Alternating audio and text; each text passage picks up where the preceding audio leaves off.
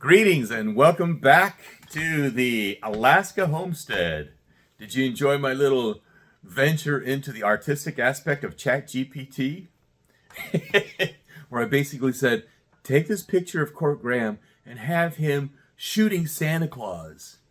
Which brings up our opening topic, which is killing Santa. It's important for people to have killed their Santa. See, I find out that I'm actually pretty good at killing Santa for a lot of people. What does it mean to kill Santa?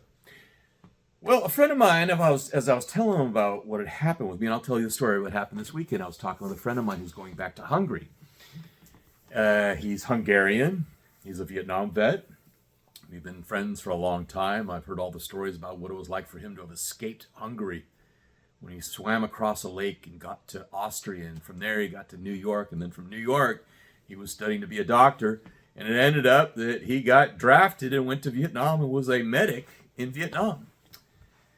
But anyway, my buddy, we were talking about what was happening in Hungary because, as I told you, I always like to be very aware of what's happening internationally because I'm starting to realize more and more as we start getting briefed by all these reporters and specialists on world events that their information is kind of a little bit off, and it's starting to slant towards sensationalism and fear-mongering. Now, not to say that there's not a threat, but the understanding of the difference between advising you about threats. For instance, I will advise you and have been advising you and continue advising you to move into the country. And that actually will bring up something that this is the book that I read when I realized in 2008, when I came back from the teaching contract in Korea, that I needed to not be living in the city very soon because living in the city was going to be probably a death trap. Because, as I told you last time, Alaska is living off 95% imports. Cities, that's equal to a common urban environment, i.e. San Francisco, LA. Because food's not made in the city. Food is made in the country. It's produced in the country. And then it's shipped in. It's transported in to the city. Now, if you realize that things are going to get very expensive, especially the cost of transportation, where I'm hearing reports that there are certain international carriers that are being told by certain nations that if you don't bring your own fuel to get back out from wherever you transported people in your airlines, in your aircraft, that you might not be able to get out because they don't have the fuel with which to refuel your aircraft to leave. Think about that. So we're getting into a whole different world because, quote, the Hormuz situation. But the reason I say it's all fake news, it's fake wars, it's fake famines, is because they're totally contrived. These are happening because there are people who are in control of this. But I wanted to read you this, and this is chapter 2 of this book. It's if there's any one book that I could tell someone to prepare to move into the country, this is the book. This book first came out in 1935. The copyright is actually 1935. It was actually a collection of articles. But this rendition was published in 1973. It came out in 1940 also. But this is M.G. Cain's 5 Acres in Independence. I would highly, highly recommend you pick up this book. Even if you don't think you might be able to move out, at least you would have the knowledge that if suddenly, because, happenstance is a very powerful thing, and if you learn about it, and you work with happenstance, and you work with, quote, luck, you might actually do well. It's contributed to my successes throughout my life, which is you can only do so much consciously, that you have to rely on the other part of your brain, which is actually much larger than the conscious part of your brain, to be able to make decisions and, most importantly, make actions. Because what I'm seeing is a lot of people talking about things. They know they should do things, but they're not doing them. And that's actually in anything. A lot of people are very knowledgeable about things. And if they would just apply what they knew, they'd be incredibly successful. How many millionaires, how many multimillionaires are there in the world that never came about because they just didn't put the action behind the knowledge that they had? And so in this book, it talks about one of the most, this is the open to the chapter, City versus Country Life.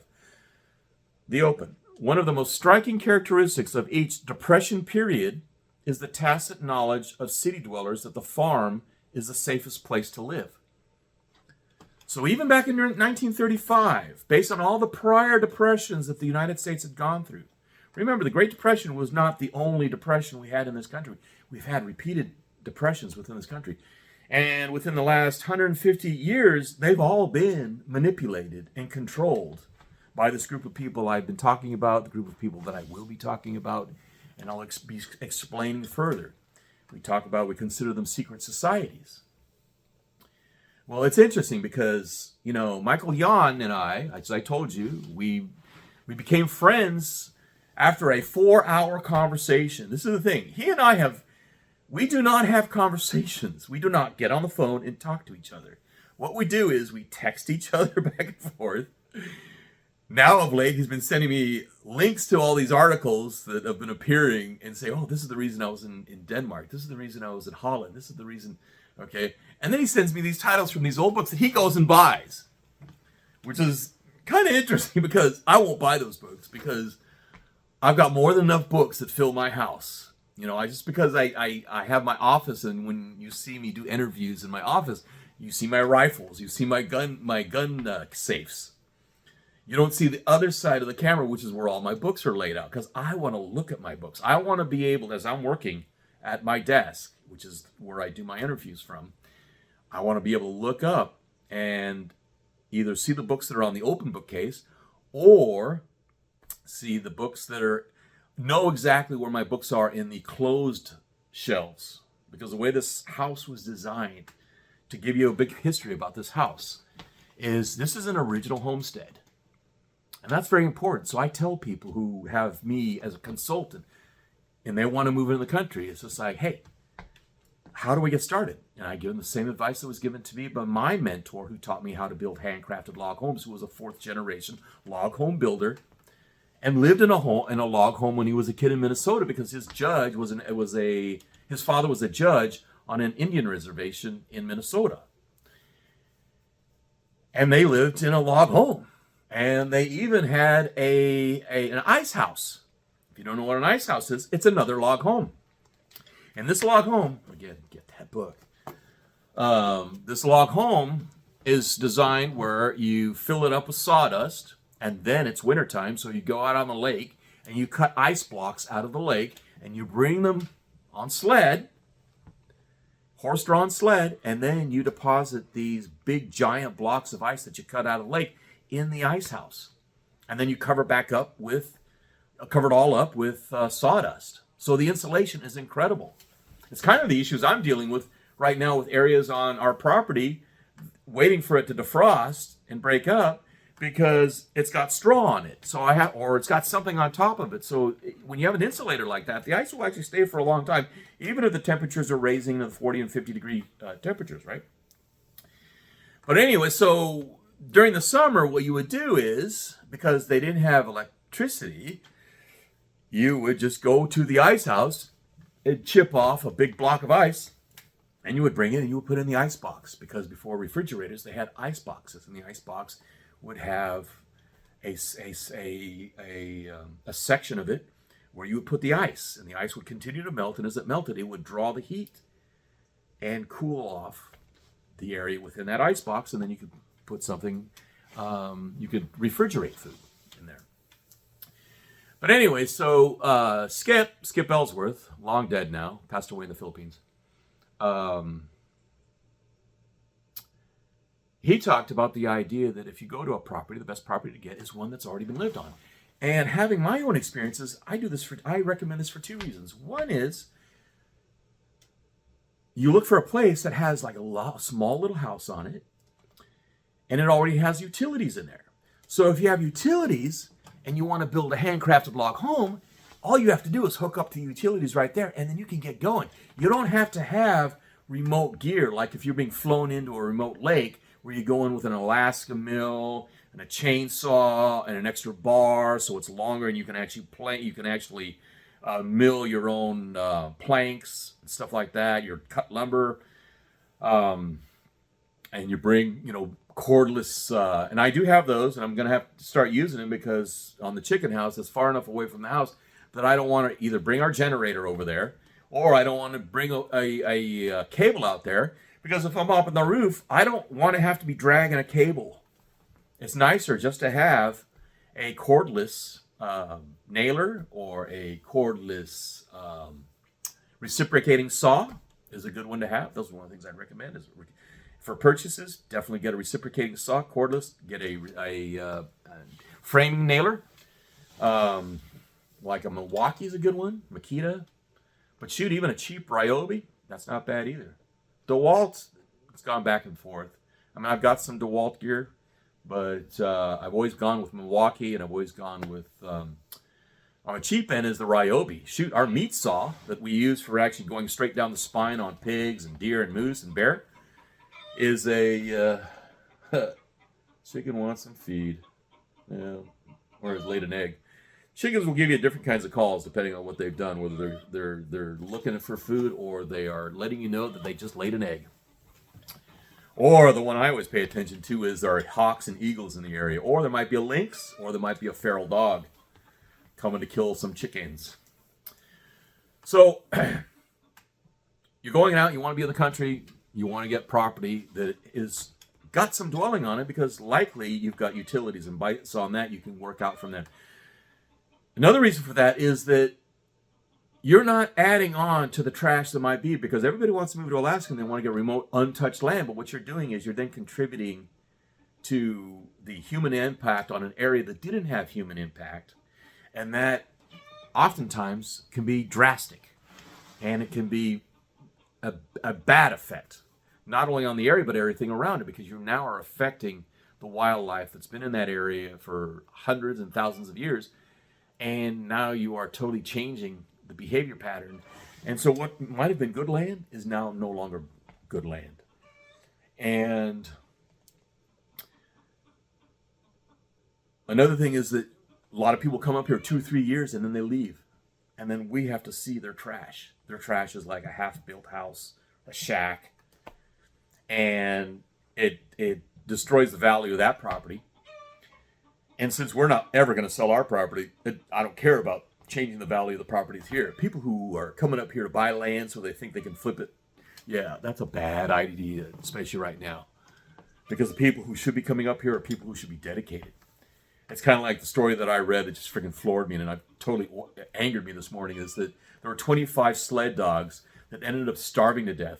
And you start reading the article and you realize that these people had just come up here a few years earlier, a couple, because they watched probably a reality TV show or one of these fake YouTubers that come up here just to make a YouTube show. And they're filling you full of bullshit, which about, oh, this is the place where you can get your independence and you can get away from all the crap that's happening down there. Like it's a way for you to run away. But see, the people who run away, not because they want to make something big and stronger, they just want to run away from where they were. They ended up continuing to run away. And so that's what happened with this couple. It's flat out clear where the guys broke up with her, left her with the dogs, and she was getting all depressed, didn't want to deal with the dogs, and as one quote was, well, they're just dogs after all. So these poor dogs, you can read about it, I'll put a link to it, it's freaking disgusting. It freaking infuriated me, I just heard about it this morning with what happened last week. Where these dogs were not even fed. As a matter of fact, mold was appearing on the tubs of food. So there was food all over, but this woman did not go out and feed her dogs. So her dogs starved to death, froze to death. She wouldn't bring straw for these dogs. They're chained up.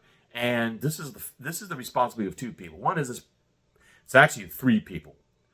It's the investigator from animal control was told to come out and he didn't do a damn thing. So now there's an investigation that's happening. The other part of it is the woman who didn't go out and feed the dogs. And then the guy who fucking just left her. to do whatever. So the irresponsibility of this generation, this is what's really getting to me, is the reason we're falling as a society is the lack of responsibility. That's what you're seeing. You're seeing what has happened where we've had such good times that we've created such weak people that they don't even understand what responsibility is. You can't dictate this down. It comes from the bottom up. That's why when everybody's hoping for the government to pull us out of this hellhole, not realizing or accepting the idea that the cabal is using the government to put us deeper into this hellhole, and they actually created the situation by dumbing down the people and giving us worse and worse educations from each generation before that, so that now the education that you got from just me, if you were from a prior generation that was born after 80 and after 90, that your education is so bad, most likely, unless some reason you had incredible homeschooling. But remember, the homeschooling is only as good as your parents are going to give you. And if your parents' education is anything before 1935, oh wait, which is very likely, then you can only start with something good, right? That's the same thing in the military. That's why those who are in the military now are nowhere near to the type of people that were during Vietnam. And those who were in Vietnam were nowhere near those who went through Korea and World War II. Think about that. And in those before that, World War II were nowhere near what it was for the guys who went to World War I. Because of what they started off with. It's what you start off. It's just like it's like building a house. If you that old saying, you start off by building a house by making sure that you build a good foundation. When you build a good foundation, it's almost like the house just almost like builds itself on top of it. If you start off with a poor foundation, it doesn't matter whether you put it. It's like putting, putting lipstick on a pig. It's still a pig. That's where we are right now. I'm going to go further into this. In other words, I just dedicate the whole thing and understanding how that whole understanding of how generationally, and you flip this thing of hard times make strong men. Like my father's generation. It was hard times in the Great Depression. It was hard times during World War II. It was hard times during Korea. That made the type of man he was. And guess what? Strong men are also hard men. So you got to accept that too. And they also are freaking very, what's the word, masochistic? Not masochistic, chauvinistic. Yeah. So that type of man, which is interesting because now women are talking about how they want that kind of strong men. Well, you got to take both sides of that because that's how it gets created. The question is whether you have a developed man who can be strong, totally take you down if you're evil, and yet be supportive and protective, not only from others around, but also from the demons that go within a man's mind from having survived the hard times that made him strong. Nurturing, that's a woman's job. People say, oh, but no, my father was very nurturing. If your father was a complete man, he was very protective. There's a big difference. A woman has the qualities within herself, within just the idea of interactivity between women. Women and men interact very differently. And real men and real women interact very differently. Not only generationally, but also within the two groups. And when you understand that, you appreciate that because that's the way it's supposed to be. And that's what made the strong men and the strong women who were able to survive and make something great, to make the great good times that we've had for so damn long that they keep on avoiding paying for by kicking the can down the road. And they've been kicking that can down the road by indebting you through paying federal income tax to pay for all this debt that they've been incurring. Remember that old saying? You probably didn't get it. I got it all the time. There's nothing free. There's nothing free in life. That is flat out true. The question is, who's going to get the bill? Who's the guy at the end of the dinner who gets the bill? I bet you don't want to be it. I sure as hell don't want to be that person. But when the bill comes, you're going to have to pay it. And I think a lot of people in this country are going to pay it. And not only that, people around the world. Because you see all these people who are like following the advice. And we're going to be talking about the nomad capitalist because, man, he just lit me off today. Because he's telling people, oh, you should go to Cuenca. You should go to Cuenca. It's a beautiful place. Oh, and things are cheap over there. I'm going to tell you what's going to be happening in Ecuador with expat Americans. when it finally hits that the idea that Ecuador has now had to rely on the US dollar as currency, and that US dollar has been destroyed by the irresponsibility of the American people and the American government, aided by the cabal and the secret societies in order to set us up for a major fall. That's why I was telling you that what's happening right now is a major wealth grab by these elites. That's what they're doing. That's why they're modifying you and playing you. That's why I've been telling you, the ones who have the highest numbers on YouTube, it's just the same as it was in corporate media. They have the high numbers because they fit the agenda. The Joe Rogans, the Tucker Carlsons. And in between, you're going to have people who are aiding in a way that they're the useful idiots and they don't get it. Now, I like Michael. He's a good guy. I don't know Matt. I've been introduced to Matt via texting, Matt Bracken. But I saw an interview with them last week. They were on, was at Coffee and a Mic, Coffee and a Mic with Mike Ferris. Anyway, so they're doing the interview, and I'm hearing the two talking, and I realize, what is really getting to me right now? And I realize, oh my God, they're saying the same damn thing. See, when you have a good interview, you have various people from various points of life that aren't afraid to fucking rub the nose of the other person or step on the other person's toes because they see it's like, fuck, what the fuck are you talking about here? And I'll tell you. So I'm hearing Michael, I'm hearing Jan, I'm hearing frickin' Bracken, and then I'm hearing David Dubine over on frickin' Adapt 2030.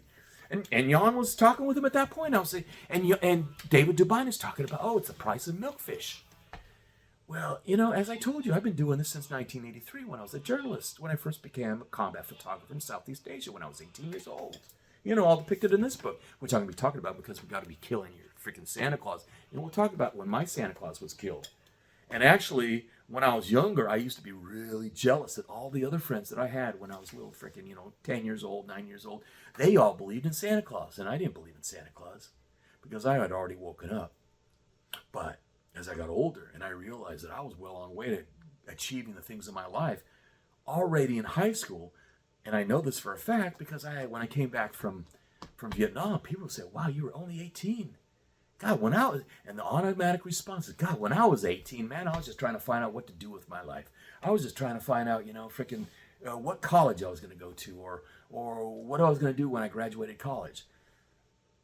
I was already set up by the time I was freaking in sophomore and junior year. I knew exactly what I was going to do. I was going to go into the Navy. I was going to go be a jet pilot.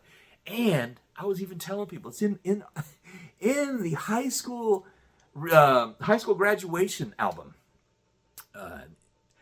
I was writing "See You in Saigon," so I even knew. This shows you how the subconscious works. I was going to be in Saigon. I don't know how I was going to be in Saigon, but it was a saying that I kept on saying, "See you in Saigon." So all of my friends from high school who remember, and they actually have their yearbook from 1982 in high school. You'll see that I signed off "See you in Saigon." I remember that, and I drew a little freaking M16. And lo and behold, there I was. And I was telling them I was going to go find MIAs. Even though I had the conscious mind, the right thing to do, which was I was going to be a Marine officer, and I was going to fly F-18s. And I was going to get through Berkeley as an engineering student. The subconscious was coming up and said, no, you got other stuff you got to take care of. And that was coming out in what I was saying, which is, I'm going to Vietnam, and I'm going to go find the MIAs. And I was going to do it. I didn't know how I was going to do it, but then I realized, hey, you can do that as a journalist. If you're a journalist, remember I was telling you in the last one, if you want to find out about a company, become a mail clerk. If you want to find out about the world, become a journalist. If you want to go to different places in the world, all you got to say, I'm a reporter. I'm a journalist. I go, oh, yeah, okay, just another one coming in. Okay, yeah, that's how I got around.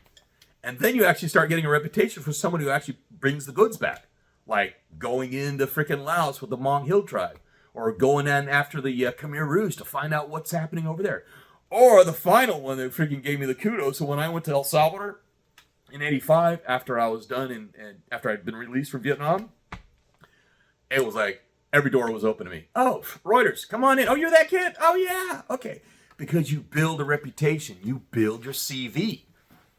I'm going to talk about that in another episode, because I was listening, I wanted to mention this. I was just telling Matt Smith, Matt Smith and Doug Casey. And Matt Smith and Doug Casey were talking about how kids are just not having they feel that the whole world is just closed off to them, that they're not going to get the opportunities that the boomers had, et cetera, et cetera, et cetera. And I go, you know what? Every generation had the same feeling. And you know what? I'm going to talk about quickly in this very and it's related to technology and how technology changes the things. So I wanted to be a writer. Okay. Well, I wanted to be a journalist. So my generation, you had to go to journalism school. You had to go to either Northwestern, because that was one of the big ones, or you went to Berkeley, or you went to Columbia. Those were the big J schools, right? Well, I proved you don't have to do that. But it was because I had an attitude of a prior generation, which was my father's generation. Like the people who read Hemingway. Hemingway didn't have a degree. John Steinbeck didn't have a degree. These are people who went out, they met people, and they found stories, and then they wrote the stories. That's it. That's what you do. In the old days, you didn't go to college. You went into an apprenticeship. You want to be a carpenter? You want to be a contractor? You want to be a builder? It's like these books right here. I found these. Audell's Carpenter's and Builder's Guide. I got 1 through 4. I knew exactly what these were last weekend when a guy on Facebook Marketplace posted these along with these math books. These are old math books. Okay, so Jan, which we trade titles back and forth. He always sends me a picture of like a book that he just bought. Okay, well, sometimes I do actual buy books, but I buy technical books. He buys history books, physical history books. I buy physical technical books. So practical mathematics to teach you how to do real math, not the stuff they taught us when we were in school, because that stuff was crap. When you start looking at this stuff, when you teach freaking middle school students how to do mathematics like a PhD in mathematics nowadays, that's how bad we have fallen. Or guys who get out of trade school and they don't even know what's in these books, which is how to basically build your house or an apartment or an office from the ground up. So these books, these are all the carpentry books. The red ones I have the red ones, and I had, which one did I have? Oh, it was number 3. Okay. So my great uncle, who did contracting and construction from World War I until 1958, I got all his tools. I got all his tools, and I got all his books. And he had number 3, which is House and Framing, Laying Out and Foundations. That's this book. That's this one right here. So I've got a double of these, but I also have 1, 2, and 4, which is, let me read you the backs, the spines on them. So let me put them in order. 1, 2, so you can look at these and you'll realize the treasures that these are. Because this is real independence, is knowledge. Remember I told you, knowledge is independence. Look at those books and look at the titles. Read what that says there. Okay? And I'll read it back to you. So, book 1, volume 1. Tools, seal square, saw, file. How to actually sharpen your hand saw, or any saw. Joinery, how to join pieces to do like cabinetry and put together the corners on windows. And furniture, how to do your own furniture. Joinery again. Builder mathematics, teaching you mathematics. Drawing plans, how to draw plans to build your house, your barn, etc. Specifications, standard specifications. And how to estimate time, how to estimate costs. And then 3, which I've had for a long time, house and frame, roof framing, laying out, and the foundations again. So laying out a floor. Doors, number 4 is doors, windows, how to build windows. This is from scratch. This isn't going down to Home Depot and say, well, I'll buy that door and then I'll set it, right? No, that's not how it works. It's you actually build the door and then you place it in the house. Stair building. How to build stairs. That's actually one of the hardest things. That's actually why it's on number 4. But once you learn how to do stairs, you're good to go. I have a set of stairs I'm going to have to do this summer going off the back of the house. And then, but this is the wild thing here. Mill work. How to mill your own lumber. I mean, who gets that now? Because everybody goes down to Home Depot or out here in the woods.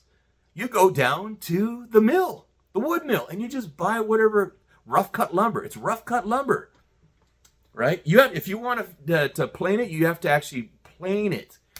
You have to have a planer to actually take and smooth it out so that it looks like it came from Home Depot, right? And then painting, how to paint, how to mix the paints. I mean, this is a treasure trove right here. When I saw these and he recognized that I knew what I was looking at, I just said $20. And he says, you know what, for anybody else, I don't know if I would have let him go for that price, but for you, because you know what these are. See, that's the thing. Knowledge is important because of two things. One is it enables you to recognize what it is, but also when you meet like-minded people, people who are willing to actually do the work, which is you learned, then you're recognized by other people who have learned, and then you're building community in that manner. So I got these for a steal. I got all of these books. So I got those books, and then I got all these mathematics books. I mean, these were books that were published in the 1940s. So my dad would have gotten these when he was in high school. All these books. You know, when he was studying to be an engineer, getting ready to go to Illinois Institute of Technology. He was accepted to MIT. He was accepted to all these. The reason he went to IIT instead of MIT, and this is 1946, 47, was because he was born in Chicago. So he wanted to live in a town, and he had family, which is my great uncle, who was the one that I get all the tools from. And I got the original of those Audells, right? And there was all our family history on the German and German-Swiss side that came in over right after the end of the Prussian War. When my great-great-grandfather, Müller, he didn't want any of his sons losing a limb for the Kaiser because he lost his leg, you know, and that's how he got the Iron Cross. I'll post a picture of him. You'll see his leg is kind of askew. That's the leg that's missing, and it's got a fake wooden leg. And but he's got the Iron Cross on his chest, very robust. A lot of us got the robust chest, right? Very what would be the Plattdeutsch, the lowland Deutsch of Hamburg, because that's where he was from. He was from Hamburg. But you have these people who did these things, and they knew these things, and they had this knowledge, and it's based on the idea that they grew up quickly. And that's why when I did my, if you got to laugh at it, I got to laugh at it, because that was a chat GPT where I said, hey, have Cork again shoot Santa Claus. and that's what chat GPT made. And then I put the text title on it, which is, it's Daddy, the dude shot Santa Claus, or killed Santa Claus. And then fake news, fake wars, fake famines, fake news. And I just put that on Photoshop myself later. But that's what's happening, is they're using this to manipulate the populace. They do the war, and then they expand it out for the emotional effect on you. That's why suddenly, oh, well, we have a little bit of fuel left. Oh, we got a little bit of food left. You'll notice that that's what they'll be doing. They'll be playing with you. And they're playing with you because they're trying to continue to thin us out. Remember, I got to watch it, because I'm starting to realize I've been knocked off. If you notice that I've got numbers that go up and down, up and down, up and down. I take that as what's happening is I am being throttled because I don't fit the agenda.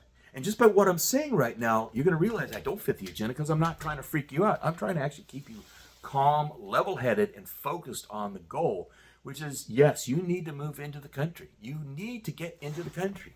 If you don't have the money, there's something called a commune. You can either create one together with the people that you have, or you can go and find somebody out in the country who needs a lot of help.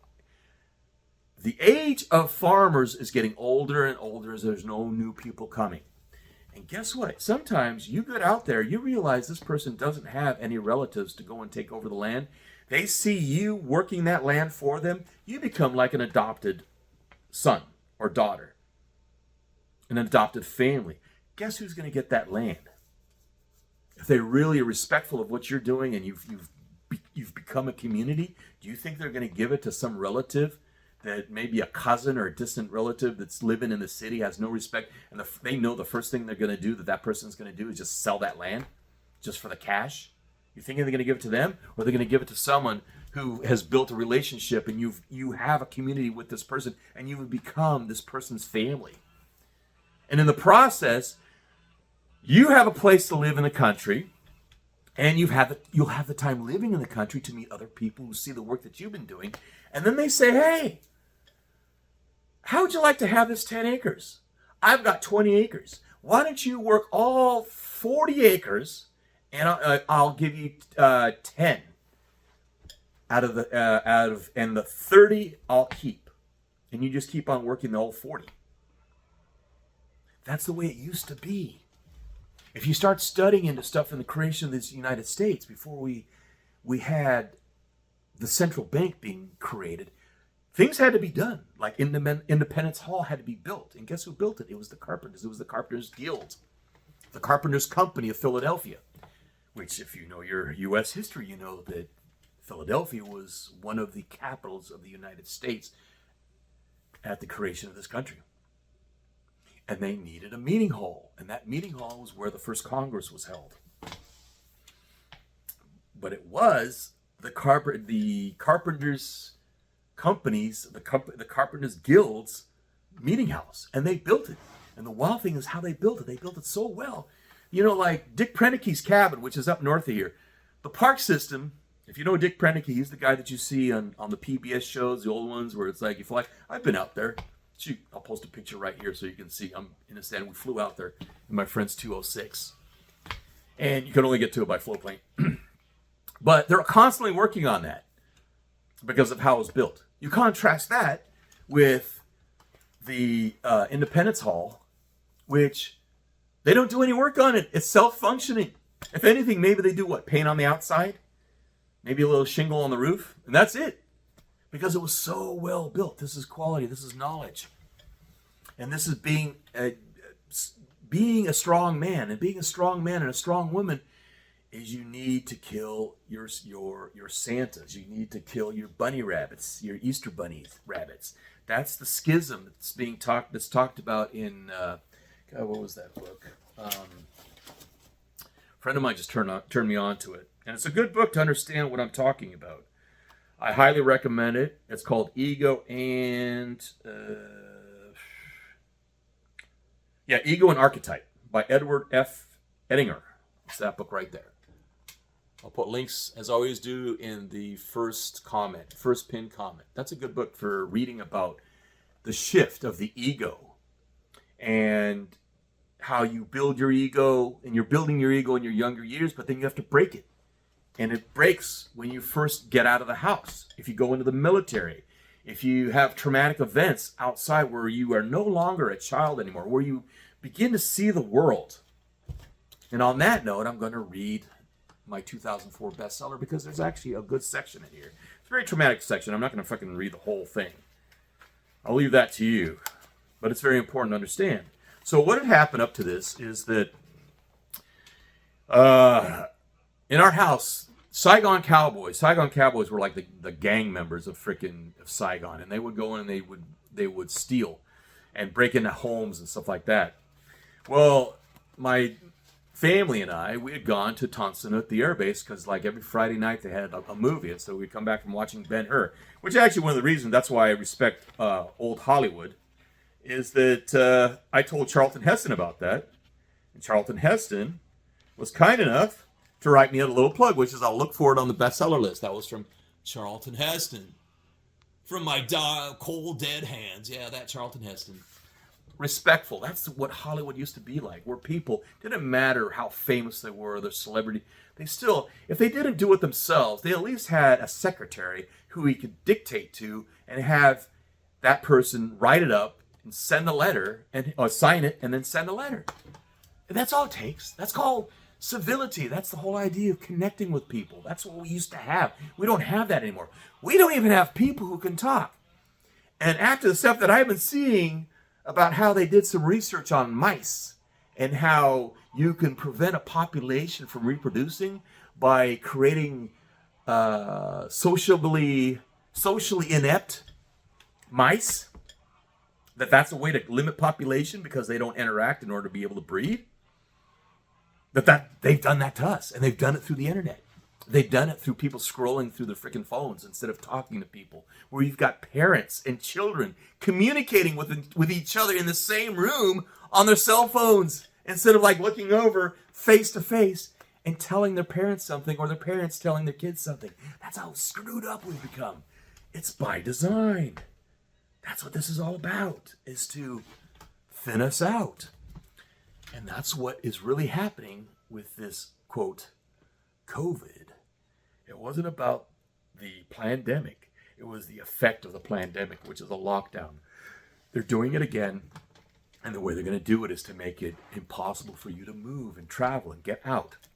So that when they finally give you another offering of the 15-minute city, so they push you into the freaking kill zone. I call that the kill box. So basically, if you have military background, you understand what a kill box is. Look at the 15-minute city as the kill box. Once they've got you in there, man, it's an easy shot. That's what they want. They want the sheeple to go into the chute. Because once they're in the chute, then all they got to do is hit them with a freaking zapper. And that's all, lights out. So let's go back to 1969. So my dad was so pissed about all this stuff that was happening, and he even went to the white mice, because the cops were fucking useless. Cops are useless when they're not invested in the society. And also, if their training gets worse and worse and worse, that's why you have these cops who are doing things that cops of my generation would be like, what the hell are these people doing? Playing like they're fucking John Rambo and like, yeah, we got to take this guy down. And it's just like, you could have had a conversation with the guy and have the guy just like, hey, come on, let's just go. And it would have easily gone that way, but they escalated because two things are happening. The cop is not very versed in their skills, and the perp is getting more and more agitated as a result of that because they don't know where they stand with each other and they're freaking out. And then it gets into a physical, and then it's over, and then you've got to go and do whatever you got to do to just freaking extricate yourself alive out of that situation, right? But anyway, So angered was my father. So this is, again, The Bamboo Chest. This is my 2004 international best-selling memoir. This is the reason I ended up on Treasure Quest Snake Island as team leader. It was because of this book, of this personal history. Remember what I told you about how they created the fakery in reality? They take real people with real past events, and then they write a story of interacting these people. Like, I didn't pick the treasure hunt. I didn't pick the treasure. It was all told to me. And initially, we were told, oh, you're going on an expedition. And then 2 weeks into filming, we realized, if we were actually running this operation, we would be telling them where we're going because we did the research instead of this telling us what we were going to do because they're going to set up the next scene. Yeah. So basically what they did is, this was in response to when they had the writers union and the actors union strikes. And so they had all those strikes going and said, well, we're going to get rid of this. We're just going to get cheap pay because we're going to bring them in as just personalities. They're not actors, they're personalities. And so they pay not on SAG rates. They pay much cheaper. Yeah. But if you want to know about that, you definitely got to read that book, because that's the book that tells you everything you need to know about reality TV. But more importantly, it goes all the way back to Vietnam. I talk about Walter Cronkite. I talk about Dan Rather. I talk about freaking Tom Brokaw. I talk about all the reporters who were in the pocket of the CIA, in the pocket of Deep State. It's all a media thing. And if something's successful, remember what I told you about the cabal, about these secret societies. They never come up with anything. The common person comes up with these great ideas, and then they hijack it. How they hijack? They invest in it. We'll talk about Tacitus in Agricola in Germania. There's a very good quote for you to understand what has been happening for centuries. But if you've been in counterinsurgency, you're very well versed in Tacitus. You know about how Tacitus was a specialist in counterinsurgency, or what we call now coin or counterterrorism. But if you're well versed as I am in coin, you know about Tacitus, because Tacitus was one of the specialists of his day, and how he subjugated and enslaved the Britons. The Bretons, and how he had the battle with Boudica. Remember Boudica? She was the queen of the Britain, of the Welsh and the Brits against the Romans. Yeah. And after they were done with her, they found a better way than spilling blood. And see, that's the thing. The societies, they've realized if you want to enslave people, the best slaves are the ones that willingly want to be your slaves because they come under these pretenses that you've given them. And give them the opportunity, which is comfort and accommodation. So there's other reasons why when people say, why don't you have like a log splitter, a gas-operated log splitter? And I say, yeah, maybe when I'm real old, I'll get one. But why I split my wood by hand with an axe. Don't even use a maul, I use an axe. Because if you know how to use an axe properly, you don't need to use a maul. Because if you use a maul, it actually tires you out faster than using an axe. And that's how you can tell who's a real homesteader. A real homesteader knows how to use an axe. A play actor, YouTuber, homesteader uses a maul. Special. I mean, there is nothing in Alaska except the biggest, well, see, even cedar. I mean, that's as big as we've got in cedar. The most knotted, the tree with the most knots in it. That's the only one that has the need for a maul. But anyway, so angered was my father by the attack and the ineffectiveness of the corrupt Saigon white mice, the cops, that he took matters into his own hands and fashioned a billy club from a baseball bat. Positioning himself in his favorite living room armchair, he waited up at odd hours of the night, but to no avail. Finally, after 4 days, he surrendered. But 2 nights later, while taking a shower in our bathroom that opened to the second-floor balcony, he caught the shadow of a crouched figure shifting across the bamboo blinds. Summoning up the nerve to deal with an unknown number of intruders, he tore away the blinds and yelled with the same fervor he'd been taught by the Marine Corps during the Korean War.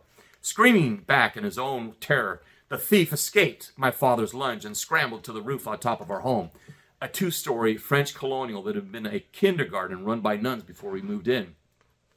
But the thief tripped on one of 4 guy wires that held up the chimney.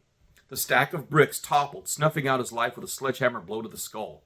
The teenager's death would be my parents' secret from my brother and me for years. It served us well. No more thieves harassed us.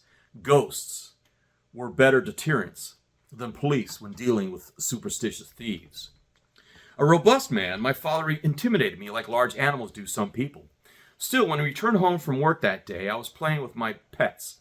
I plucked up the nerve and walked over to him as he said goodbye to the departing company chauffeur.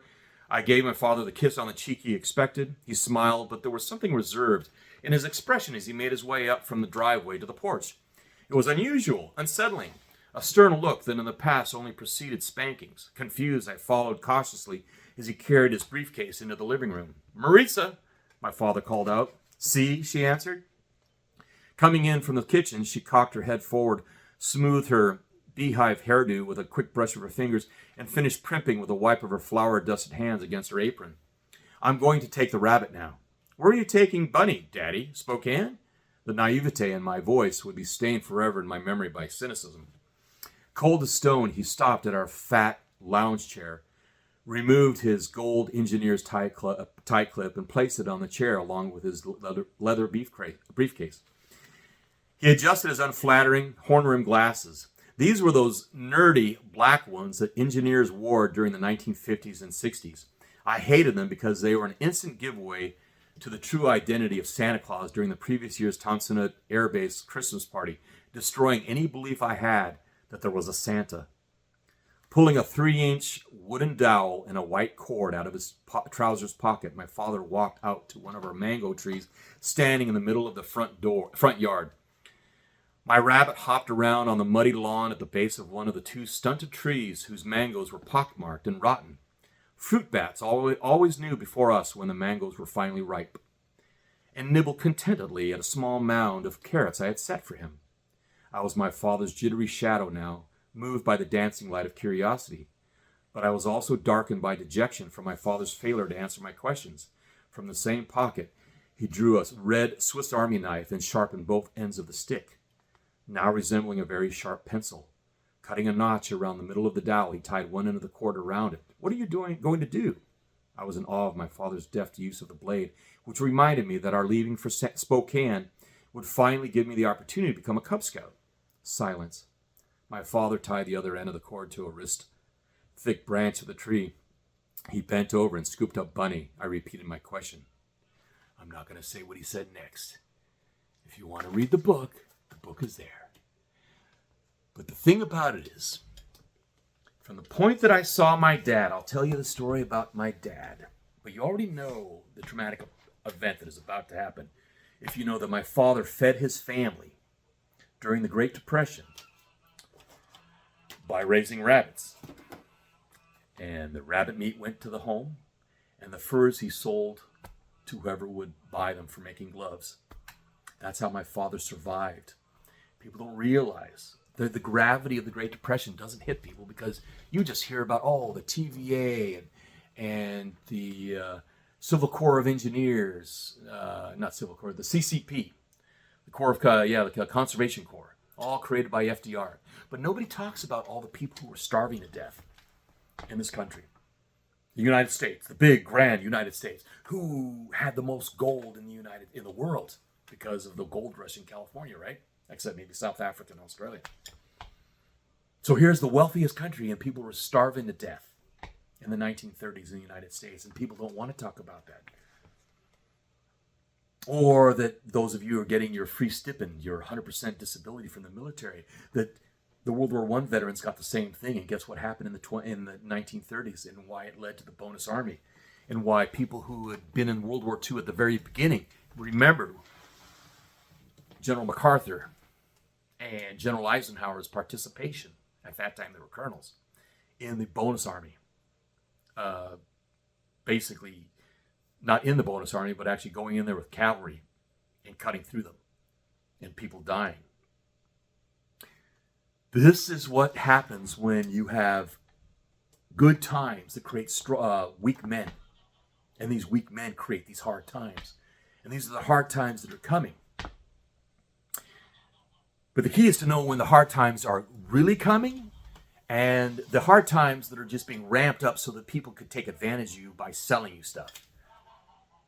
That's why I try to reiterate, I'm not trying to sell you anything. If you want to buy something, go over to 5 Acres and a Moose and follow links over there. Or if you want to buy me a cup of coffee, fine, buy me a cup of coffee. But I'm not trying to get you to freaking pay for my trips everywhere and all this kind of stuff and play reporter. I'm not reporter because I'm not reporting with information that is only useful to someone who is a CEO in a company who already knows everything about what you're talking about, a general, or a congressman, or somebody in the elite group. Because that's where most of this intel that you see that's being broadcast when they're talking about, this is happening in Hormuz, that doesn't affect you in the same way it doesn't affect me. You say, why? But what about, you got these homesteaders who are saying, you got to be able to buy grain, and you got to buy corn, and you got to be able to buy this, and that corn and stuff is reliant on the petroleum. And I go, the first question out of my mind, because there was a woman, I forget her name was Mary or something like that, she's in Puerto Rico, and she's talking about chickens and corn, and I'm going, wow, you're a specialist on prepping and farming, and you don't know that corn is actually not the best food for chickens? That the reason you use corn is a slight augmentation just to build fat. But the actual food that they're supposed to be eating is whatever scraps you throw them, or whatever they go and scratch out of the ground, or they go and eat that's growing, because they like to eat green stuff that's growing, which becomes an issue for us up in Alaska. But let me tell you how we get around it. Because if you're being a real homesteader, and you're being a real farmer who's going to be self-sufficient, self-sufficiency means you can't rely on imports. Especially all these these new homesteader YouTuber Alaskans who are feeding all their birds freaking corn all the time. Like in the winter, you throw the corn, but you stretch it out. And the way you stretch it out is you go and shoot varmints. Because this is the way it was done when people were actually surviving off the food of the land, which is they would go out and shoot coyotes. Kids had jobs. The job at the farm was you had a 22. And the 22, which I have a lot of 22s, those 22s get the most action on this property because they're used for a variety of things, mainly dealing with varmints. So I go and shoot the varmints. But do I waste the varmints? A lot of people go and just hide them away. Well, in the old days, what they would do is they would shoot a raccoon. They would shoot a raccoon is meat. So I wouldn't waste a raccoon, but a coyote or a feral cat or a feral dog, you chop that thing up, where all you got to do is just fillet it open and come back in an hour and your chickens have cleaned that thing out. Because that's what they are supposed to be eating. They're supposed to be eating meat. They're supposed to be eating bugs. They're supposed to be eating the greens. They're supposed to be scratching up the rhizomes and everything that are in the ground. That's why when you see chickens and they're just pecking, but there's no feed on the ground because you didn't throw anything there, but they just keep on pecking, partly it's because they're getting stones and gravel for their crop, for their gizzard, to grind up all the stuff that they eat. But they're also picking up life forms that are not apparent to the bare eye. But this is the thing about it. So remember, the internet was created as a behavioral study, as an experiment to find out how people would work. And then it was developed even further into Facebook, Spybook. It's Spybook. It's not Facebook. That's why it's done two things now. Originally, it was just to find out behavior. But then it was realized that you could actually use it to create the illusion of connectivity in community. But that's why you've got people who bitch at people in talked manner, and they have lack of civility, and they're rude, and they communicate with people in such just abhorrent manners that you're floored. So you would never tell me that in my face. But people are now conditioned so much to communicate with people in that manner. So, and the reason is because they've never grown up. They've never killed their Santa Claus. Why? Why does the government not want you to kill Santa Claus or the Easter Bunny? Because if you still believe in Santa Claus and the Easter Bunny, I'll give you an example of that. So I was ready to go on all my life, and I was working. I had, there was a friend of my younger brother. I found out when, I was just about to go into high school, and he was just, 2 years younger, that he still believed in Santa Claus. And his older sister was a year older than me. She says, don't tell him Santa Claus is not real. I mean, we're ready to go into high school, and the kid still believes in Santa Claus. And his achievements in his life later is kind of like he's the brother that he goes and does his own thing, but we don't really talk about him. And I'm like, really? Because he never made that schism. How can you be who you are without killing your Santa Claus? And in the same way with my friend from Hungary, when I was telling him about secret societies, he was freaking out. This is a Vietnam vet. He's older than me. He's like an older boomer. I'm Generation Jones, right? Yeah, I'm at the end of Generation Jones. I'm just before Generation X. That's why I have the ability to understand boomers, and I can also understand Generation X, and I can understand the schism. Because a lot of the Generation X are the offspring of the boomers.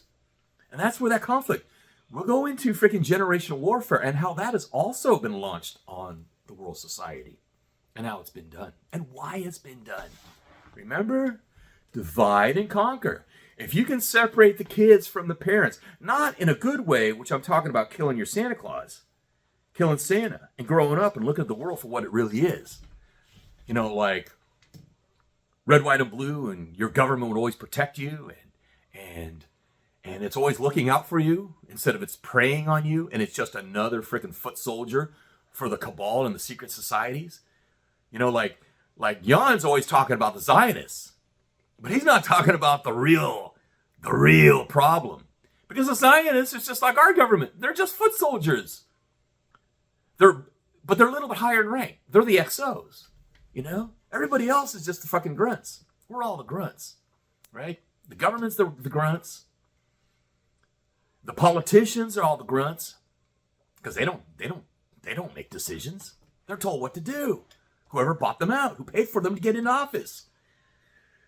And Israel is like the politicians. They were placed there. Think about it. They were placed there by the Rothschilds.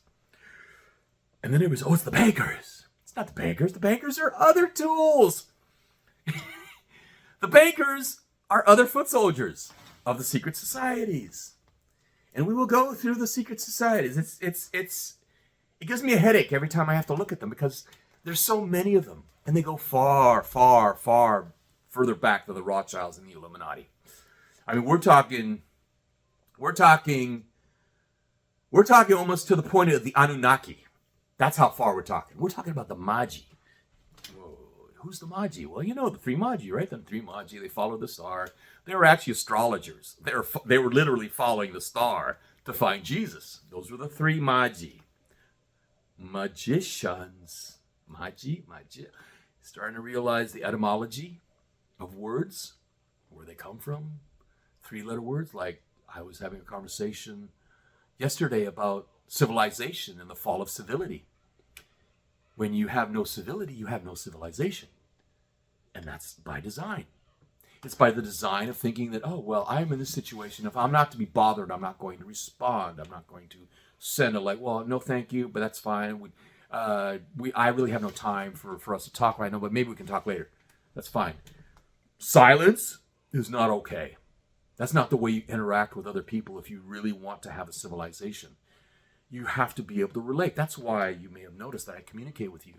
I either try to communicate with you directly when you make a comment. But if it's something that people will benefit, like Native Hunt made a question, instead of responding in this one, in responding in the actual comments written textually, I'm audially communicating this back, which is the question about what happened. So Native Hunt, here's an answer to your question. What are my thoughts about all these scientists who are related to the UFOs and disappearing? It goes back to the main questions that I always ask people to ask. Who benefits? Who benefits by any event that happens in the world? And who benefits the most? I'm giving you time.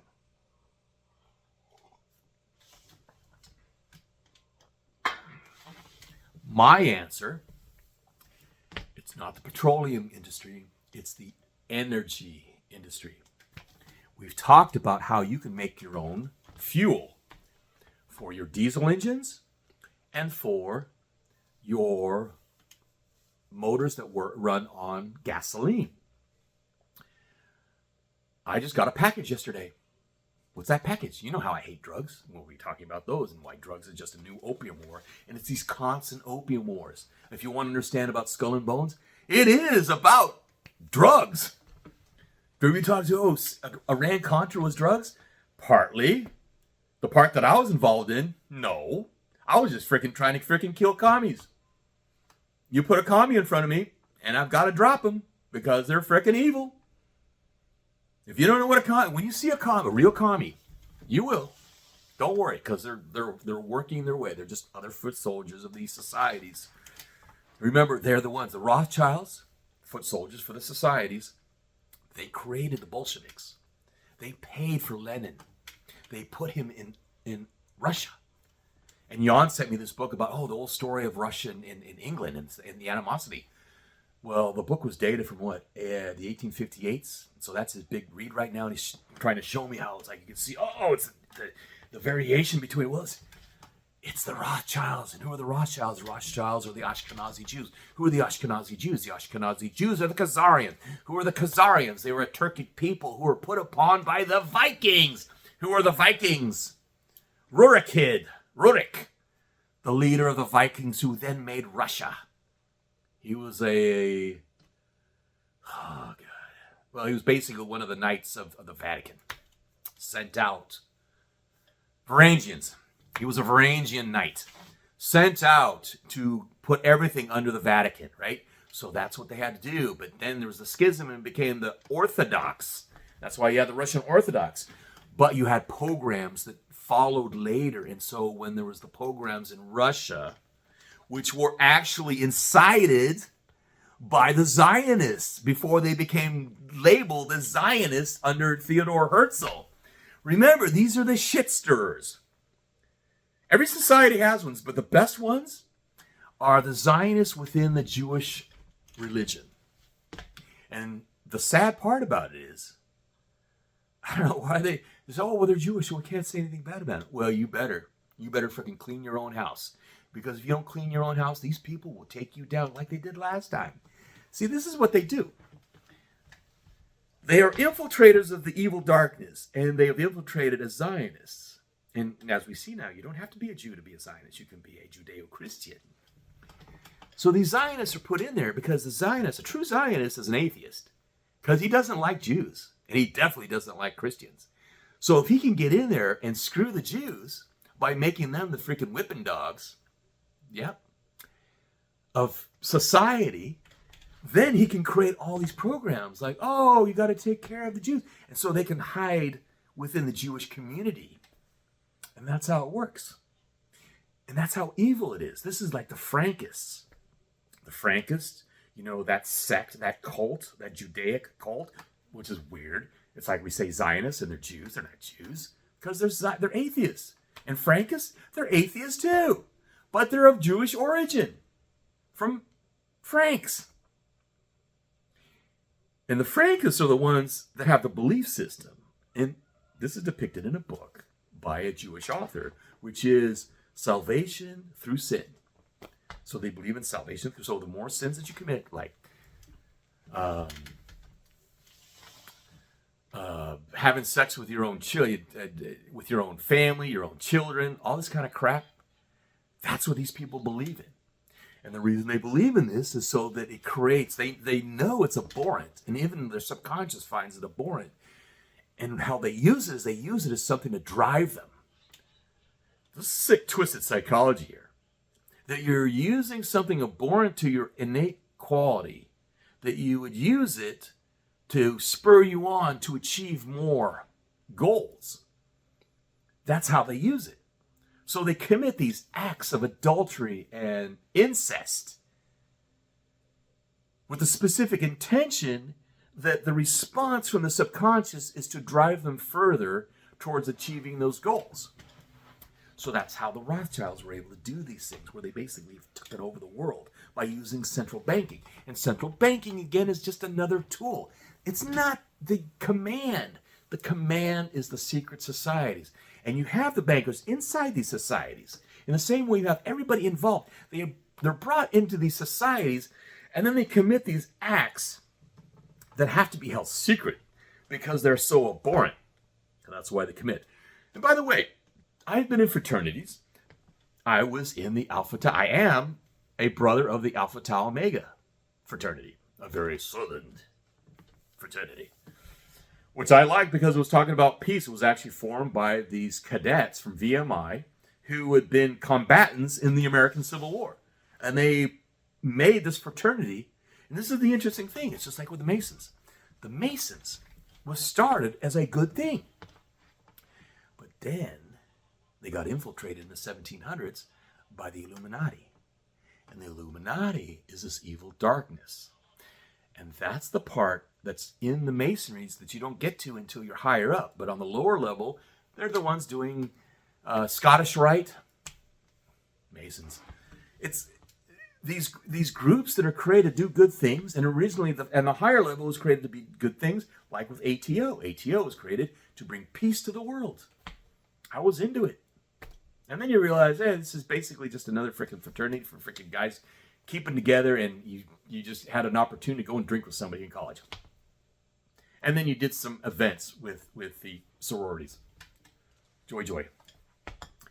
But in the long run, what does it really do? And it's depending on the generation. Because the prior generation that created these fraternities, and Sigma Nu is like the Blackfoot, White Feet, if you know that history. They also were veterans.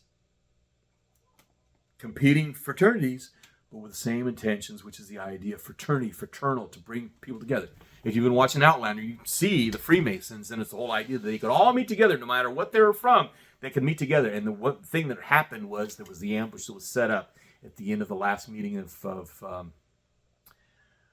the last episode, well, the second to last episode of Outlander, which was talking about with McGregor when he was ambushed.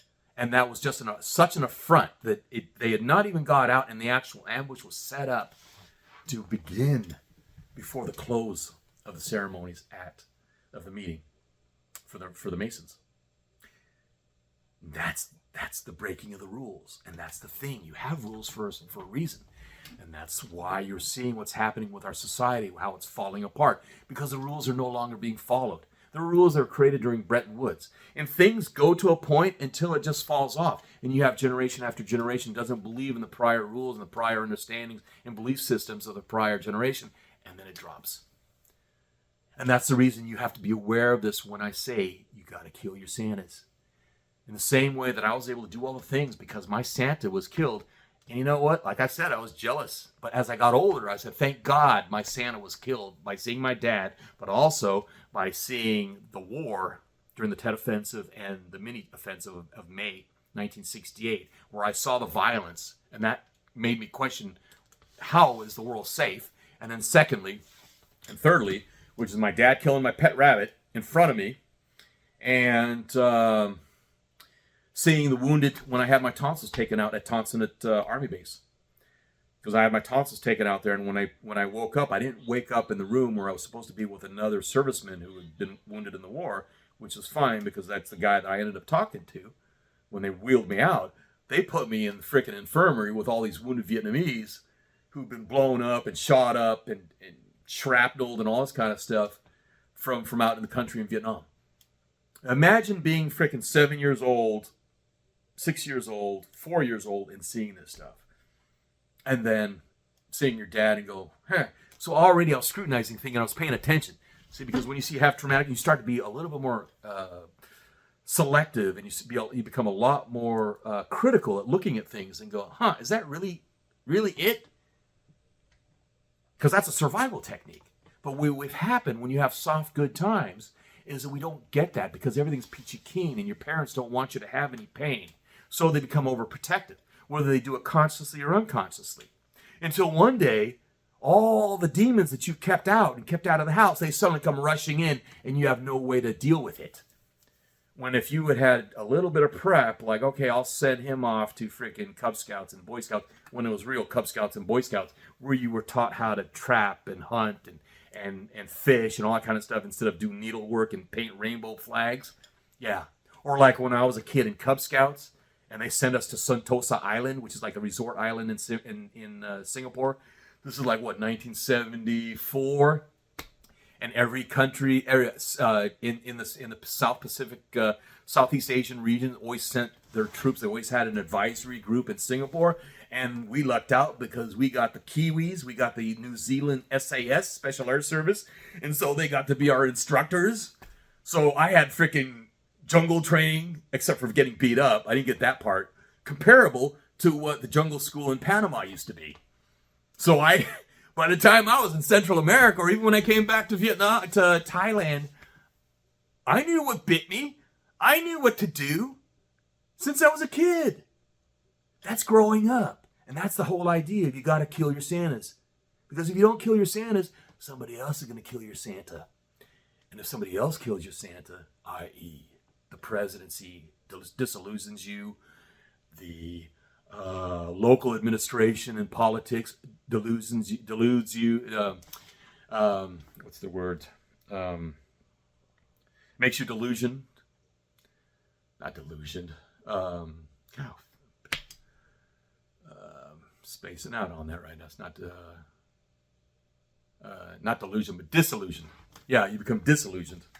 Not delusion. Disillusioned.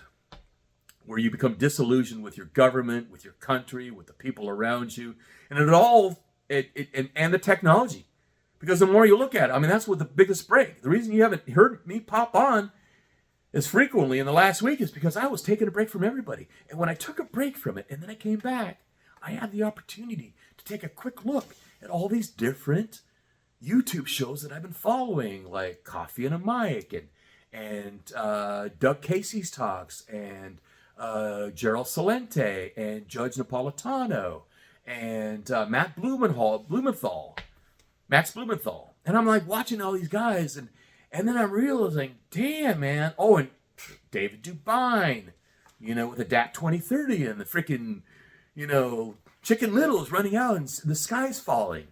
So if the sky's falling, why is he in Taiwan and not back on his homestead? Because I might have to go overseas, and I really am not looking forward to it right now because of some potential contracts for people who want me to go out and teach them things, right? I don't want to go do that, but if the freaking money's good, there was a point in my life where you could actually call me a freaking mercenary. And I'm just trying to find out, will I be in a situation where I have to steal a plane or steal a sailboat just to get home?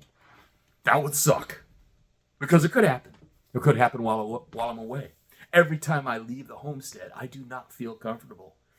Every time I have to leave the state of Alaska, I don't feel comfortable. As long as I'm in the state of Alaska, I at least have the wherewithal to get back to my home. Just because in our state, we're allowed to carry freaking guns. And if I have to travel like I'm back in El Salvador, where we had freaking a bunch of law rockets and M79s and M203s, and Mac 11s, not a problem. But if I have to be in another country where I'm like being driven around by a chauffeur, or I take the public subway system to get to the office and do a briefing and a debriefing and do an assessment and do a consultation, and I have to go and visit a military base and I have to go and visit another type of base, etc., etc., things can happen in between that. Not a very comfortable thing. That'd be like working for the State Department again. That would suck. Especially in very bad places. So, look at where you are right now. Look at where they're fear-mongering. And I'm trying not to fear-monger with you.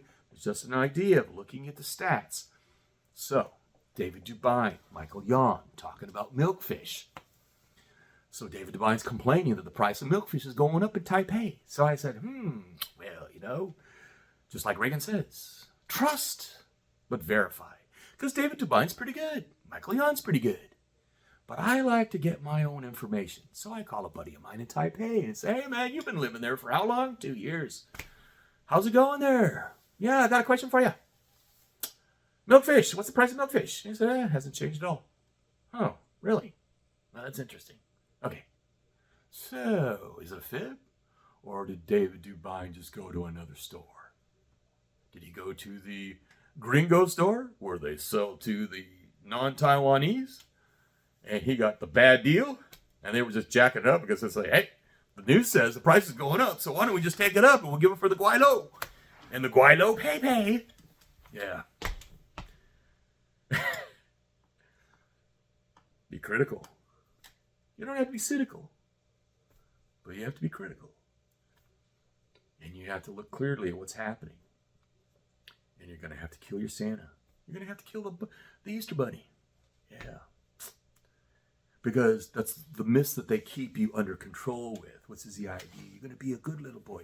Because if you're not a good little boy or good little girl, you're not going to get any presents. And if you've been really bad, you're not going to find the Easter egg.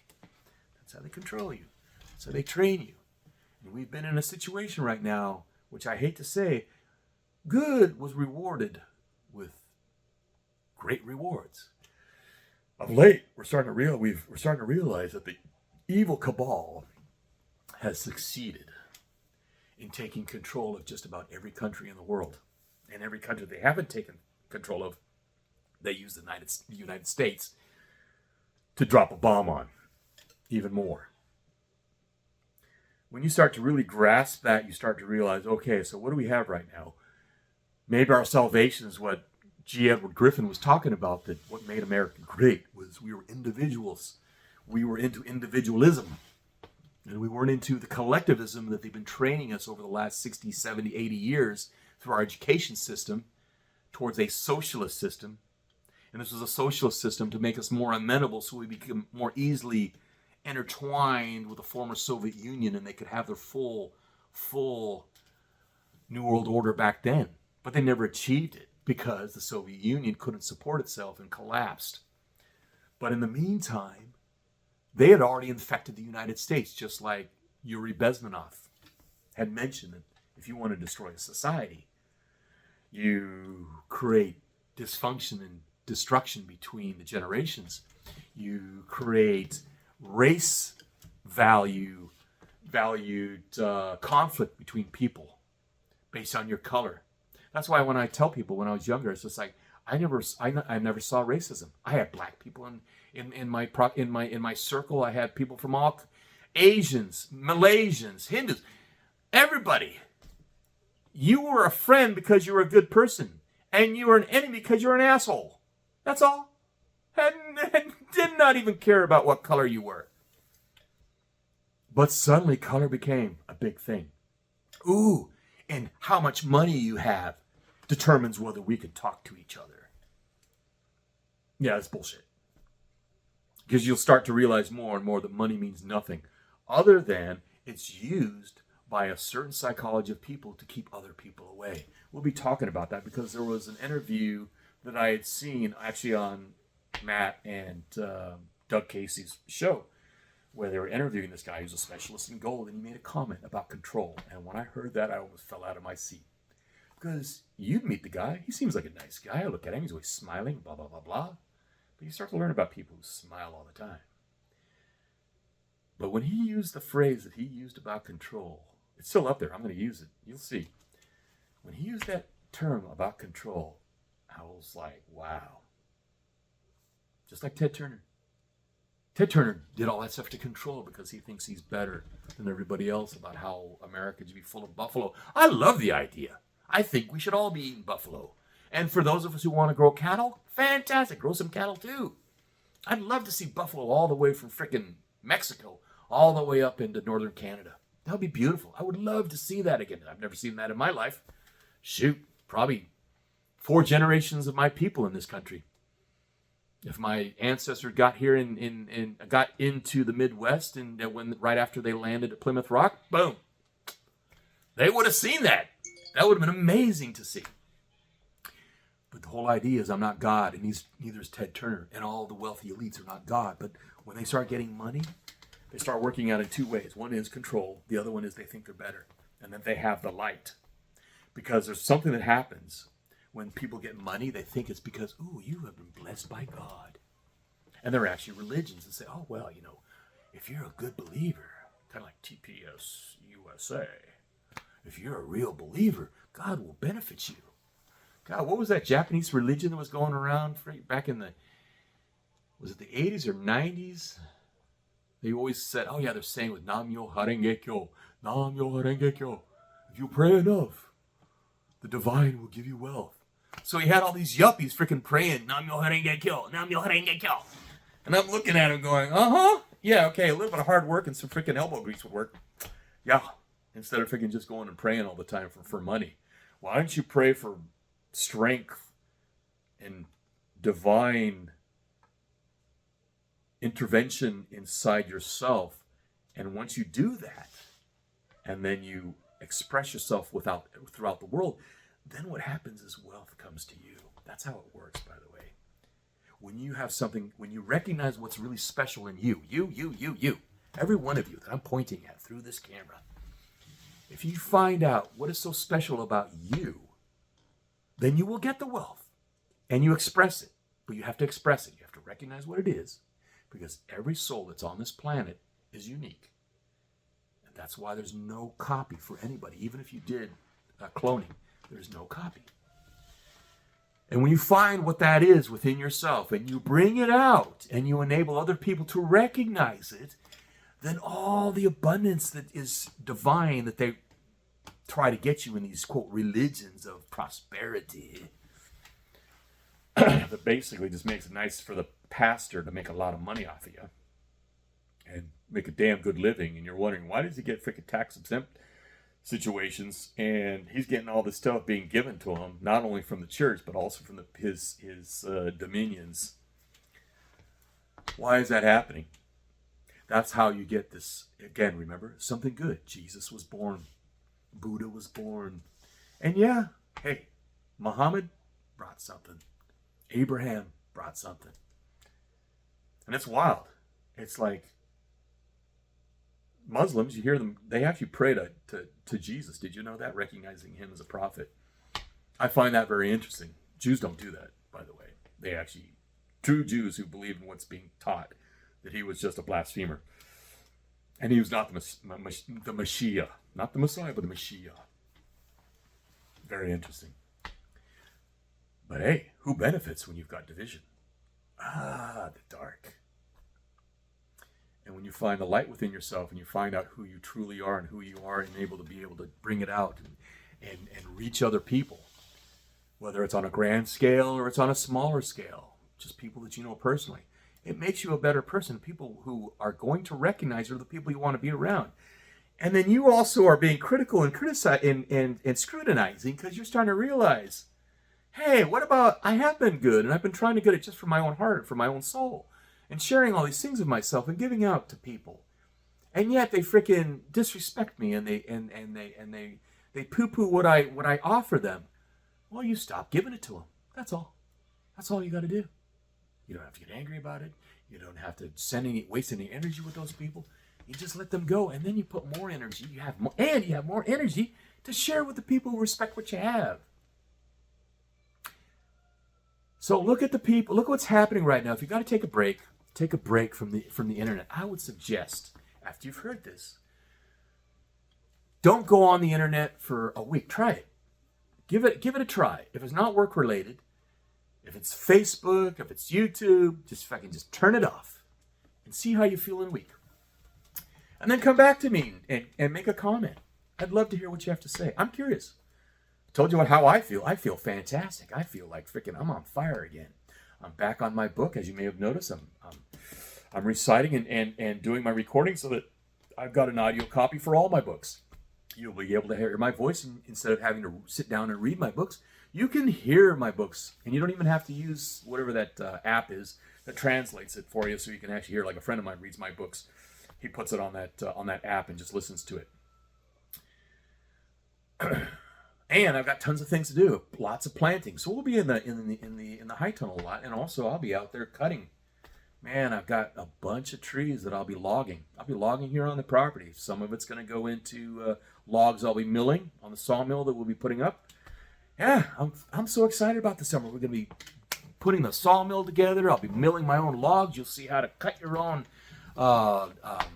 lumber, how to do 2x4s, how to do 2x8s. I use a lot of 2x8s, 2x6s, 4x4s, 8x8s.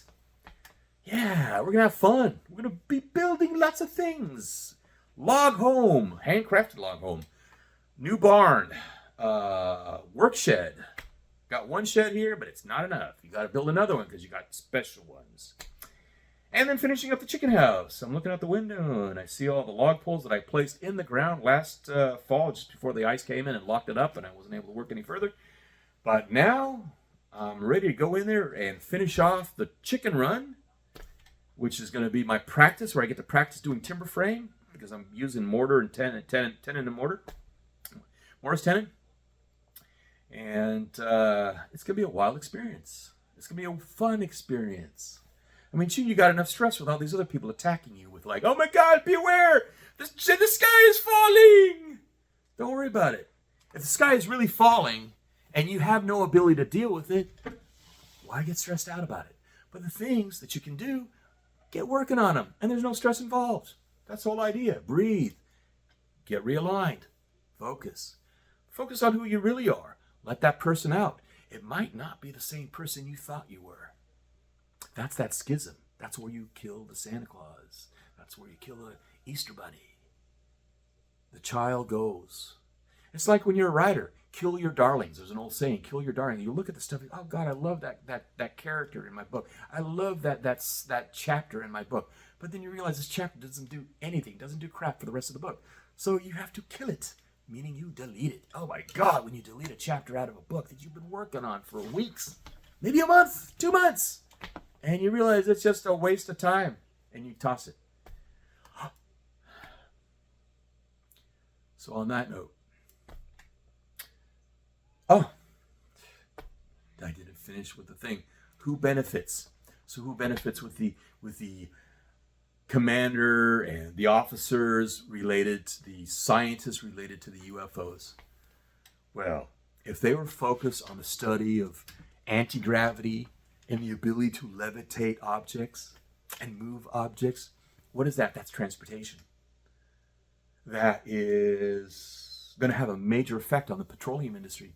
It's going to have a major effect on the energy industry, because you don't even need to transmute solar energy into electric energy. You don't even have to do that. All you have to do is just tie into gravity. if you tie into gravity and you can move objects like flying saucers, which is what these people were studying, and you may have had breakthroughs, and supposedly some of these scientists said they were going to release that information to the public. And since, well, I don't pay my federal income taxes, that I told you, and I've been warning against that, and I should have been telling you unless you want to. But when I was still paying for it, I realized I was paying for these programs too, which are programs that are kept secret from us, which we would benefit greatly. But the only ones who are benefiting from that are these corporations who are keeping our government under their control. And that's what you should be really pissed off about. And that's actually another Santa Claus that gets killed, because just like with my friend in Hungary, yeah, I realized that he says, I got to get off the phone because I'm getting really depressed. And the reason he was getting depressed is because he asked me, he says, you don't really believe in all these secret societies. And I said, man, I've been reading these books going all the way back to the 1700s. There are books that I found that go into the 1500s, and they're already talking about these secret societies. And the one in the 1758, the one I was telling you about Dr. Robbins, he's talking about and depicting them as evil. Evil. So there's not just the good ones originally, like the Masons and the Freemasons, who were based on an ideal of honor, et cetera, but then it got corrupted and infiltrated by the Illuminati. But this is the Illuminati he's talking about. And he's talking about all the way back in the mid-1700s, how the Freemasons had been infiltrated by the Illuminati at that point. And that's the reason he became a whistleblower, and he had to write the book about the secret society that he was talking about. And then my friend was just depressed because he was like all excited because they have a new prime minister of Hungary. And he thinks, well, this is going to be better, because Orban was he was a gypsy. It ended up where he was grafting all this stuff and having his best buddy be involved in a program, and that all the money was going to that program. And so he had a straw man. So his buddy was a straw man, and Orban, who originally was like the great leader for Hungary, was now replaced by the new one, the young guy. And then I said, well, all these people are placed. And he said, no, I can't be this. We voted for this guy. I go, really? Okay, well, and they said, well, that most of these people are they're placed there by these societies, like the Rothschilds, et cetera, the Illuminati, blah, blah, blah. And he goes, you don't really believe in that, do you? And that's when I told him, man, I've been researching this stuff, man. It's real. It goes all the way back. It's real. It's real as the sun that comes up in the morning and the moon that you see in the evening. And they believe in both of them. That's how these people play. And they believe in astrology, and they plan their moves on the movement of the planets, and they have the researchers who understand how cycles play out. And what they do is they nudge a cycle. Kind of like, if you want to affect a population in Patagonia, what do? You burn a bunch of land, and then suddenly those people aren't living on that land, and then suddenly you can place a group of people, some of your foot soldiers, your Zionists, your IDF, and then you can take over South America. So how do we common little bugs on this planet survive? Well, like our ancestors did, because my dad was a Mason. He was a Freemason, right? As I've told you before. He didn't go high level. It was more like a fraternity for him, right? But when you're one secret society, then you get invited into another secret society, like the CIA. That's how these secret societies work. Because if you can keep a secret from one society, you can keep the secret to the other society. That's how it's kind of like, that's part of your resume. Kind of like if you're in Skull and Bones, then it's okay for you to be in other groups. And then you can be in the Trilateral Commission, and you can be in, it just goes all over the place. It's like, we're not even talking the Hydra. We're talking about like the octopus with all these arms all over the place. I mean, it's not just 8 legs. And then, here's the worst part. And this is when things go bad. Because remember, talking about like soft times we'll talk about this one when I talk about the hard times. Because it doesn't just affect the hard times, make strong men. The strong men then make the good times. And the good times make the soft men. Do you think it only happens to the common man? The common man and woman out on the street? Or does it also happen to the elites and their progeny? Because what I think is happening right now, because of the way it's running, see, there was a very, if you look at what happened during the creation of the event so that they could start World War I and then World War II and the Spanish-American War, that there are various things that are happening before then, and it's very coordinated, and it happened like clockwork. But this time, it's not very clean. Have you noticed that? I've noticed it. I hope you're noticing. Remember, critical thinking. This is all about critical thinking. Watch what's happening. It's not as smooth as it happened before. That's because you have, in the way there's been dividing amongst us that they've been really good at, there's been even more dividing up in the higher elites, Rothschilds and above. For instance, let's say that Bibi knew that they were supposed to be expendable and they were sent to Israel in order to be shit stirrers throughout all the Middle East for the oil companies, for BP and all the British oil companies, right? And that's the reason they're extrapolate. In the same way we can extrapolate about why all these researchers have been disappeared. No, they didn't get on a UFO and disappear. No, I think they went somewhere and they're at the bottom of the ocean, that kind of stuff, because they were going to release all the information that if it was released, you and I would never have to pay a fuel bill ever again, because we would just hook up one of these pieces of technology and boom, we have free electricity for the rest of our lives, for our vehicles, for our airplanes, for our helicopters. The helicopters would just run. There wouldn't be a helicopter. It would just be a chariot that would lift off through the anti-gravity and just move. So that's why you would get rid of these people in the same way. So I say, hey, people think it was Rudolf Diesel was either he just truly committed suicide when he jumped off the back of that boat on the way to England, back in 1914. Was it September 25th? No, that was another date. But it was in 1914. Remember Rudolf Diesel, the one who built the diesel motor to run on peanut oil? Yeah, but every diesel that you've ever seen that's been sold runs on petroleum-based diesel. Yeah, so it's I'm not even using fossil fuel because that's a lie. It's not a fossil fuel. It's a hydrocarbon. So it runs on hydrocarbon diesel fuel, right? So same reason that diesel disappeared. So there's a precedence when somebody has a technology. Nikola Tesla. Oh, bye-bye. And where'd all his knowledge go?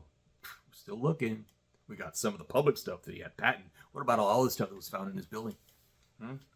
So now you got the new version of that, which is, you were working on the UFO research for the military and the government? What? You were going to go and tell everybody that we found the ability to not be restricted by fuel, by petroleum fuels? Yeah, that's the evil thing.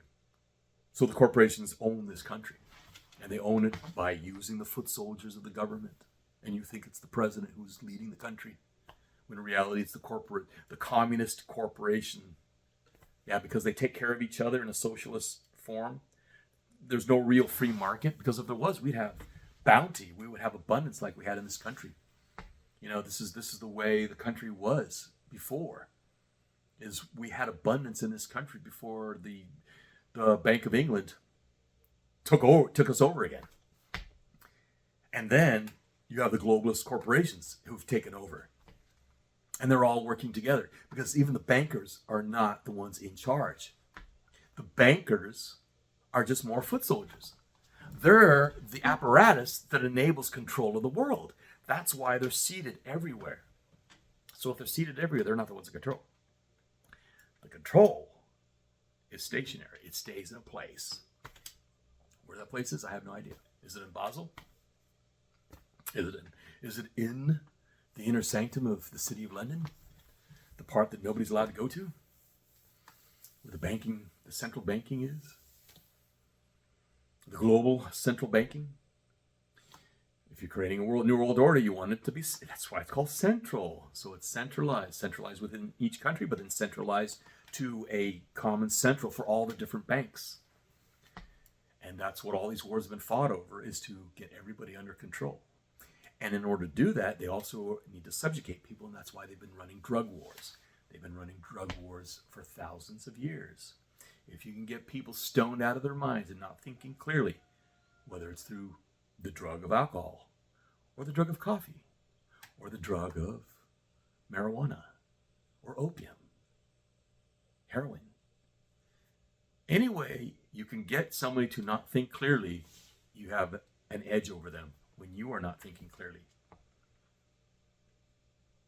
So, look at the world for what it is. And the only way you can do that is have that schism. If you haven't had that schism already, it's the idea of looking at things. Is this true? Is this true? Is your government actually protecting you? Are they selling you food that you can eat and be healthy from? Talking about the corporations. Does the bank really have your money? Is the money that you have real money? These are questions you should be asking yourself. I have actually answered these in prior episodes. If you haven't seen them, you should go back. Go back and take a look. But next time, we'll be talking about the young. And the question of, do the young really have anything to look forward to? And the response, like I said, about the conversation between Matt Smith and Doug Casey was, well, Matt was talking about his kids looking at the future and there wasn't anything for them. And my answer to that is, do you remember what it was like when you were 18, 17, 19, and you were looking at the world and thinking, wow, is there anything for me unless I go to university? Because that wasn't always the case.